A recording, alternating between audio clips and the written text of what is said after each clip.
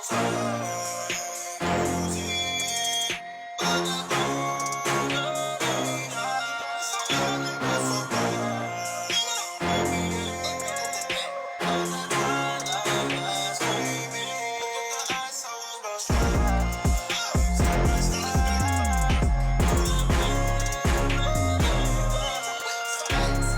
here's how I made a beat out of what is, in my opinion, the best rendition of the US national anthem. Let's get into it. So the first thing I did was just record the video on Audacity, export it as a WAV file, and bring it into my project. So that's this first track here. And then as you can see, I basically made a clone of it, and then I pitched it up completely, an entire octave, and I brought the volume down. So what we get is something like this. And this just kind of brings up the higher end. And then after that, the first thing I did was figure out the tempo. So while listening to his vocals, I just tapped it and it came out to 120. And then I just aligned the vocals to the grid. And then came the drums. The snare is the most obvious one. It just comes on the third beat, just like every trap beat ever.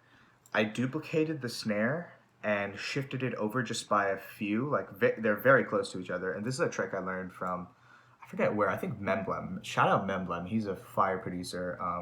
He was put on by Kenny Beats, but. So I note panned the left one completely to the left and the right one completely to the right. But when you add both of them, and they're super close in time and one hits on the left and one hits completely on the right, it adds this like stereo separation sound, which sounds like this, and it just slaps. I just think it just gives me that nasty, I don't know, it slaps really hard. The kick sounds like this.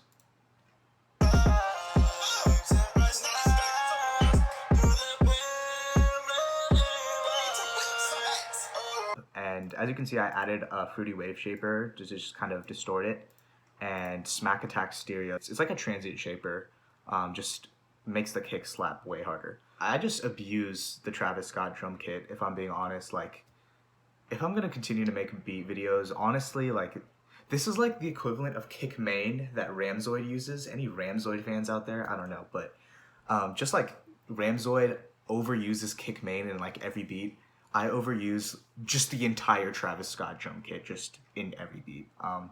So that's that. But yeah, this is what the open hat patterns sound like.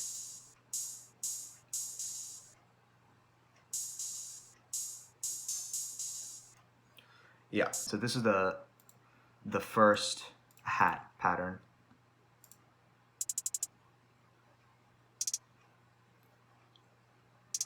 So that's just a trill one. I mean, I guess this one would be the first one because it's like the more consistent. So I kind of went between 4th and 6th notes.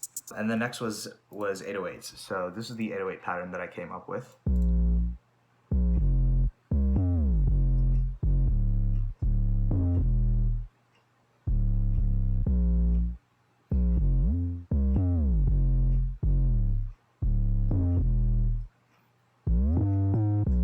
And the next part, which personally I'm the most proud of in this beat, is the hits. This is the hit number 4. It sounds like this.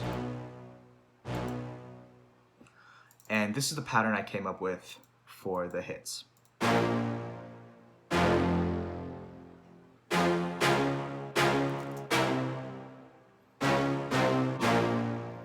And just some mixing things, what did I do to it? I saturated it, added some reverb, just kind of cut out some of the lows and dipped the highs.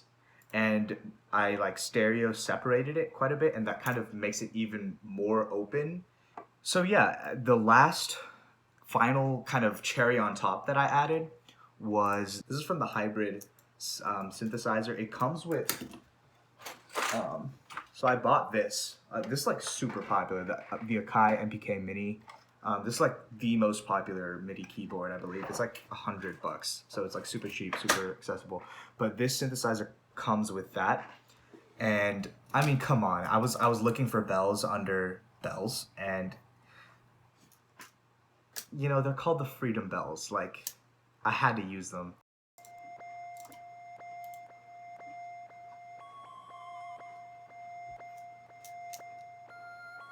So that's this. And yeah, that was just the cherry on top stuff. But let's just hear it all together. I honestly, yeah, I'm hype. I like this beat. I think it's pretty hype, and yeah, it's cool to me. Okay, all right, let's listen to it. May we all rise, place our right hands over our hearts, and attend the national anthem of the United States of America. Thank you.